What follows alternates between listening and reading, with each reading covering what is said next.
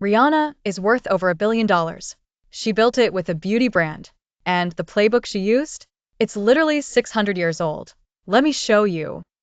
Step right Picture here. Best 15th wool in the century city. Venice. I Not offer the you tourist 10. postcard version, the real one. Crowded trading halls. The smell of spices from North Africa, silk from Byzantium, glass from Murano. And in the middle of all that chaos, a group of merchant women running some of the most sophisticated businesses in the known world. These women, many of them widows who inherited trading rights, didn't pick one product for one customer. They stocked goods for everyone. Moorish traders, Ottoman diplomats, Northern European nobles. Skin tones, tastes, budgets, all of it accounted for. Sound familiar? Here are the numbers. Fenty Beauty, $1.4 billion valuation in its first 2 years. 40 foundation shades at launch, when the industry average was 10 to 15. Venice at its commercial peak, over 300 active trade routes, serving 3 continents simultaneously.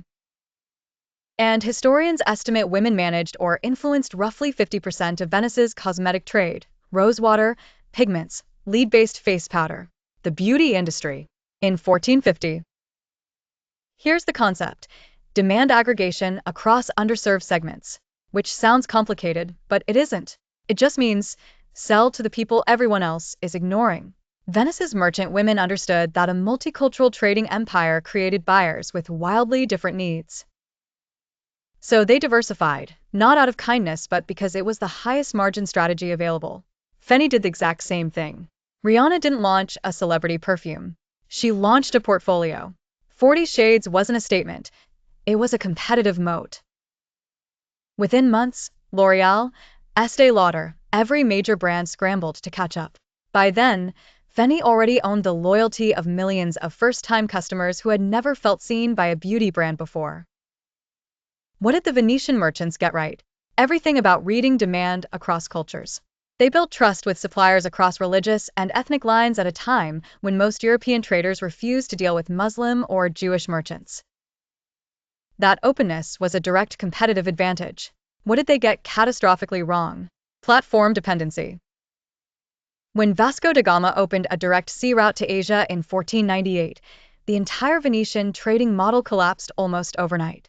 They had optimized for one infrastructure, and when that infrastructure became obsolete, so did they.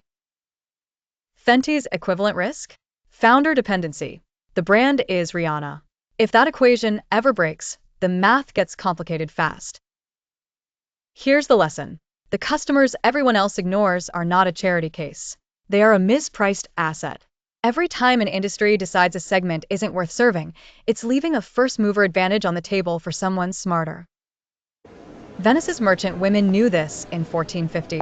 Rihanna operationalized it in 2017. The question is, what market is your industry ignoring right now?